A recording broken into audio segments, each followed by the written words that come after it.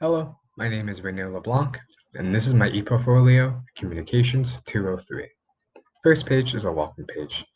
The welcome page is pretty standard, giving myself a slight introduction, and I discuss what my ePortfolio will entail. I chose a mountain theme to go with it due to my love and passion for hiking and being in the woods. Second page is the About Me page. This page, I just gave a slight introduction of myself. Currently living in Washington, D.C., but I'm a Long Island native and I'm studying Health Services Administration.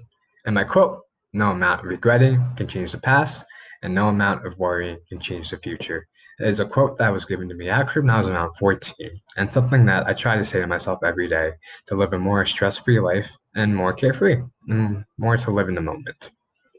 And the next page we're going to go see is the Academic Portfolio page. In this section, I gave a description of the assignments that had the biggest impact on me and taught me the best skills to learn for myself.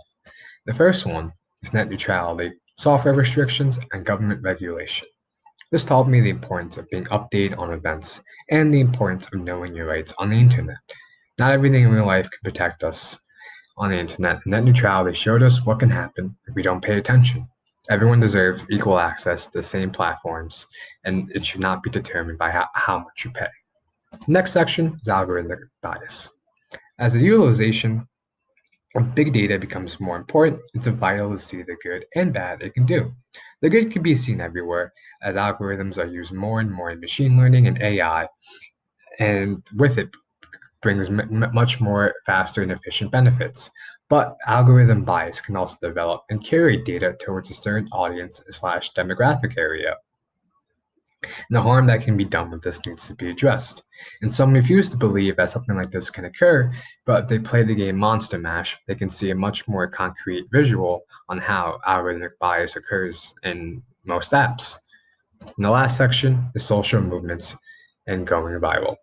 The voice of the people is being expressed more and more over the internet. So one can make a guess the social movements will start to be habilitated more and more on online platforms. And various groups' utilization and usage of this platform, like Me Too and Black Lives Matter movement, is important to see because it shows how future social movements may develop on online platforms. The next section is the program reflection section. This course showed me how communications is something that will always evolve and never die. As we become more data focused and analytically driven, it still remains a means as to explain what we want to communicate with each other. The various topics covered in this course show the many different aspects media communication can have, all the way from Fortnite to sports communication. Next section is my resume. My resume I uploaded in a PDF, and it really just shows everything I have from high school. I've been a student most of my life, so there's not really much yet.